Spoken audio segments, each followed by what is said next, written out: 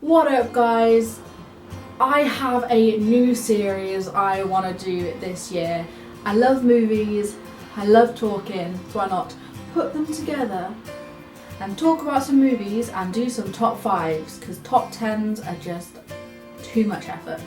So the plan is that on the last Tuesday of every month, starting today, I will give you a rundown of my top 5 movies in a particular category. So today's video is going to be slightly long because I've been explaining what I'm going to do, but I hope you like it, and yeah, let's crack on. So today we are going to look at my top 5 tearjerkers, because every once in a while you need to sit down and have a good cry. Grab some tissues, grab your favourite chocolates, put on your loungiest of clothes and settle down for a little cry. At number 5 we have Marley and Me, the first film I can remember crying to way back whenever it came out, I can't remember. And oh my, the dog just hits me. This true life adaptation, the film adaptation of every time. I've not watched it in a few years because I just, but it's a good one if you just wanna, it's a kind of feel-good film as well, I guess, in a little bit. Got nothing to say about Marley and Me, so probably shouldn't be on the list, but who cares? At number 4 we have possibly everybody's favourite Tom Hanks film, Forrest Gump. My heart, just thinking about it, explodes. It's right at the end where he's talking to the tombstone, gets me, right here. I love Forrest Gump, it's a great film. One of Tom Hanks' bests. At number 3, we have Les Miserables. Les Mis, whatever you want to call it. Every time I cry. I first went to see this film in a cinema in Bridgend with my Welsh friends, and I cried. From about halfway through, so it's a 3-hour long film, hour and a half into the film I started crying and didn't stop. Got the DVD, did the same thing at home. Every time I watch it, I remember one time I was watching it and just had to stop watching it because I was crying so much. This is one that if you love musicals, you'll get it, because music touches you in a way that action might not, and stuff like that. There are 2 bits which really get me. It happened in the stage version as well. One is where, spoiler alert, one is where Eponine has been shot and Eponine and Married is singing A Little Fall of Rain. Gets me right in the feels. The second bit that really gets me is where Gavroche dies. Gavroche, a little boy who shouldn't be on the barricade but is there anyway. That gets me. That is where in the music, seeing it on stage, that's what got me, and then the film does the same thing.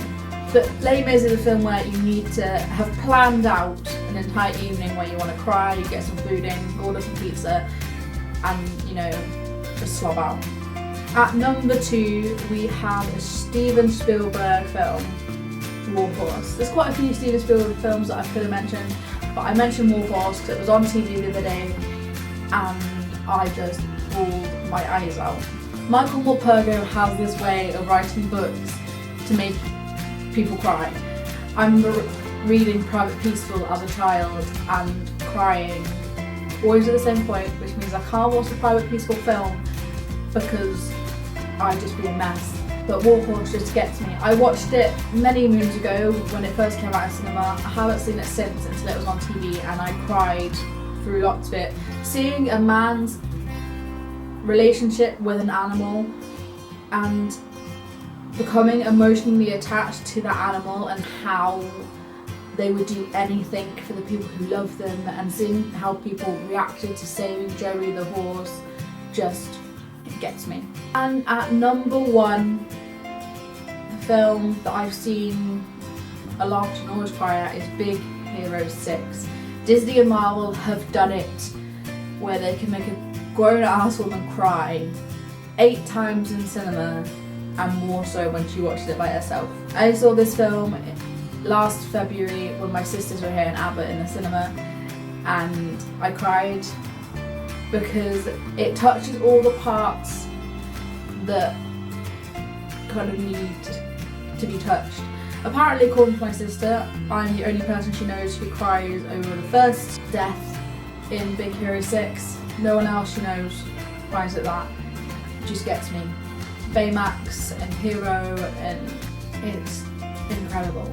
And this one I'd recommend if you need a good cry, but that's because I'm an emotional person. Baymax and Hero and their relationship, and Baymax isn't even human, but he is human, and I just can't. Baymax is awesome. I am Baymax. Literally, I am Baymax.